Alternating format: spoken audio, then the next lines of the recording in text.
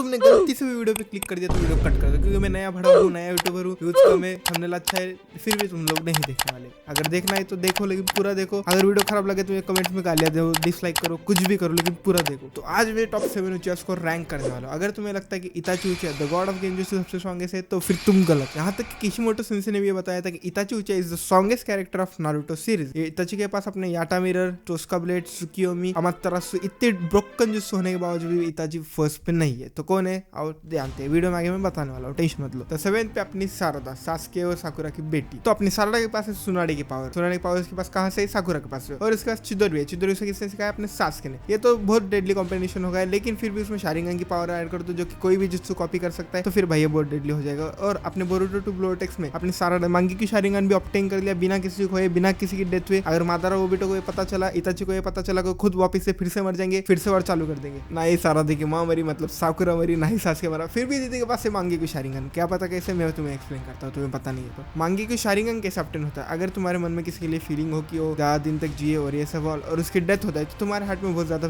Deep feeling होगी, उससे तुम्हारा मांगी की शारिंगन ऑब्टेन हो जाएगा, मतलब अवेक हो जाएगा। इससे तुम्हारा मांगी की शारिंगन अवेक होता है। लेकिन सारदा केस में ऐसा नहीं है। सारदा केस में ऐसा है कि वो बोरुटो को सेव करना चाहती थी और उस डिजायर में उसने गलती से मांगी की शारिंगन ऑब्टेन कर लिया, मतलब अवेक कर लिया। तो सारदा नंबर 7 पे इसलिए क्योंकि उसे अपनी ट्रू मांगे की शारिंगन की पावर ही नहीं पता। 6 पे कौन होगा? तुम लोग गेस करो कौन हो सकता है। नन अदर देन फुगाकू उचिया, दो खतरनाक बच्चों का बाप फुगाकू उचिहा। फुगाकू उचिया एक ऐसा बंदा जिसे अपने Minato yellow flash of the leaf का इक्वल माना जाता है। फुगाकू उचिया के पास ऐसा मांगी की शारिंगन था जो कि अपने कुरामा को तक कंट्रोल कर सकता है। अपने फुगा के पास भी मांगी की शारिंगन थी। जैसे कि तुम्हें पता है, हर एक मांगी की शारिंगन यूजर के पास एक यूनिक एबिलिटी होती है। अपने फुगाकू के पास भी होगी, लेकिन हमें नहीं पता वो क्या है, हमें नहीं बताई गई वो क्या है। लेकिन मेरे हिसाब से वो अमातेरासु है, क्योंकि वो ब्लड रिलेशन वाला सीन। लेकिन ये जरूरी नहीं कि अमातेरासु भी हो, क्योंकि हर एक यूनिक शारिंगन यूजर के पास यूनिक एबिलिटी होती है। इसलिए अपना फुगाकू उचिया आता है 6वें नंबर पे, क्योंकि अपने को इसकी ज्यादातर एबिलिटी नहीं पता है। तो तुम लोग गेस करो नंबर 5 पे कौन है। मैं सिर्फ उसका निकनेम बोलता हूँ, the original God of genjutsu. क्या? इताची? अरे नहीं, उसका मेंटर, उसका दोस्त, उसका सब कुछ शिसुई उचिहा द टेलीपोर्टर। अपना शिसुई उचिहा के पास एक ऐसी एबिलिटी थी जो कि किसी के पास नहीं, जो टेलीपोर्टर। उसको टाइटल मिला था द टेलीपोर्टर। बंदे बोलते थे इसको भाग लिया भाग लो, मिनाटो की तरह। देख लिया भाग लो, मिनाटो की तरह। भाई की दहशत थी और भाई के पास था मांगे की शारिंगन। मांगे की शारिंगन की एबिलिटी थी अपने शिसुई के कोठो अमात्सुकामी। एक ऐसा ब्रोकन गेंजुत्सु जो कि पूरे एक विलेज को अंडर गेंजुत्सु में रख सकता था। बस सुशी को उसको विलेज को देखना है, विलेज खत्म, पूरा विलेज अंडर द शिसुइ's गेंजुत्सु। इसे कहते हैं द अल्टीमेट गेंजुत्सु कोठो अमात्सुकामी। और अपने शिसुई के पास अपना ग्रीन सुसानो भी था। ये तो नारुतो निंजा स्टॉर्म में दिखाया गया है, एनिमे में नहीं दिखाया गया है, इससे कोई दिक्कत नहीं होती है, लेकिन इसके पास था इसे ग्रीन सुसानो और अल्टीमेट सुसानो था। तो बंदा बहुत स्ट्रॉन्ग। तो नंबर 4 पे मैं सिर्फ जो एक वर्ड बोलूंगा, तुम लोग guess, the broken hero. Yes, it's none other than Obito Uchiha. एक ऐसा बंदा जिसने एक लड़की के लिए पूरे शिनोबी वर्ल्ड के एल लगा दिए, लेकिन वो लड़की उससे प्यार भी नहीं करती थी। अपने ओबिटो के पास थी मांगे की शारिंगन। मांगे की शारिंगन के साथ ओबिटो के साथ थी हाशिरामा सेल्स की एबिलिटी। जैसे अपना ओबिटो कामो यूज करता, वो अंदर नहीं होता था इताची की तरह, क्योंकि उसके पास हाशिरामा सेल्स थी, तो ऑटोमेटिकली हील हो जाते थे। ओबिटो के पास एक ऐसा फायर स्टाइल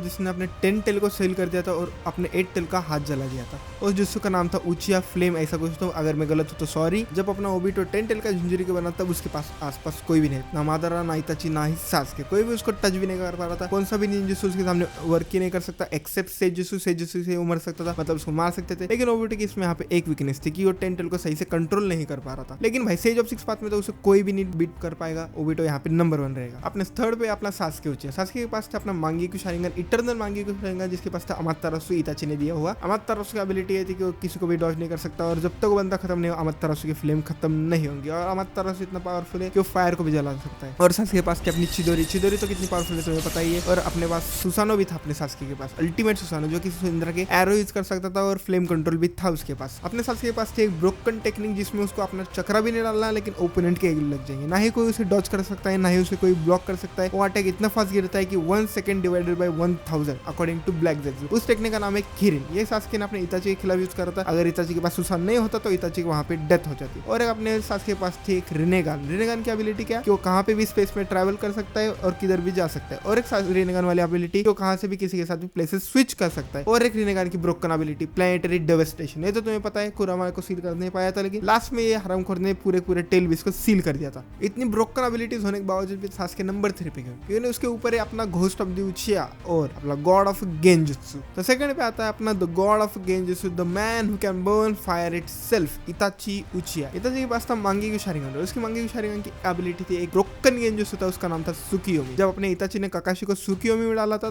तब बंदे ने उसको 3 दिन तक टॉर्चर किया था, लेकिन रियल टाइम में बस 1 सेकंड बीता था। इतना ब्रोकन है कि वहां पे टाइम स्पेस मैथ सब कुछ इताची के हिसाब से चलता है। अब आते हैं मांगी की शारिंगन की सेकंड एबिलिटी पे, इताची की मांगी की शारिंगन की सेकंड एबिलिटी पे, जो कि है अमातेरासु। अमातेरासु एक ऐसा ब्रोकन जिसको ना ही कोई ब्लॉक कर सकता है ना ही कोई डॉज कर सकता है। ब्लैक फ्लेम्स नहीं बुझने वाले तब तक वो टारगेट को खत्म ना कर दे। इताची के पास अपना एक सुसानो भी था, लेकिन वो सुसानो अधूरा था, मतलब वो चल फिर नहीं सकता, एक ही जगह इताची को रुकना पड़ेगा। लेकिन उस सुसानो के पास ये 2 ब्रोकन पावर, एक थी टोस्का ब्लेड और एक याटा मिरा। टोस्का ब्लेड ऐसी ब्लेड जो कि किसी बंदे को फुल इटर्निटी के लिए सील कर सकती थी, और अपना याटा मिरा जो कि किसी भी अटैक को अपने ओपोनेंट के ऊपर ही फेंक सकता है, मतलब आप इसे रिवर्स कर सकता है। ऐसी ब्रोकन पावर के साथ ब्लैक जेत्सु ने कहा था कि इताची इन पावर के साथ इनविंसिबल है। इतनी पावर होने के बाद भी इताची अपने सेकंड नंबर पे क्यों आता है? क्योंकि फर्स्ट पे अपना the ghost of the Uchiha Madara Uchiha. Madara के पास था अल्टीमेट सुसानो और उसके शैडो क्लोन भी सुसानो यूज कर सकते थे, तो फिर भाई ने ये सब यूज करके 1v5 क्लच कर दिया पूरे 5 आगे के साथ। भाई ने ऐसा पहला 5 आगे जैसे अपना ट्रेविस हेड इंडियन मॉलिस को पहलता है। अपने मादरा के पास था इजानागी यूज करके, मतलब भाई लिटरली रियलिटी चेंज करते हैं। जब हशिरामा से हार गया था भाई ने रियलिटी चेंज कर दिया और खुद को वापस से रिवाइव कर दिया। ये था अपना इजानागी। जब मादरा ने अपने हशिरामा सेल को ऑब्टेन कर लिया तब फिर वो वुड रिलीज भी यूज कर रहा था और उसने 5 कागे के सामने पूरा वुड का फॉरेस्ट ही तैयार कर दिया था। मादरा के पास एक ऐसा जुस्सो है जिसने पूरे अलाइड शिनोबिस के होप्स के और उनके खुद के एल लगा दिए थे। उसका नाम है टेंगाई शिनसे। भाई मतलब लिटरली बंदा मेट्रोइड समन कर रहा था। मेट्रोइड एक के बाद एक ये उसके रिनेगान की एबिलिटी थी मादरा की। इतना ब्रोकन जुस्सो मादरा के पास था। अब आते हैं अपन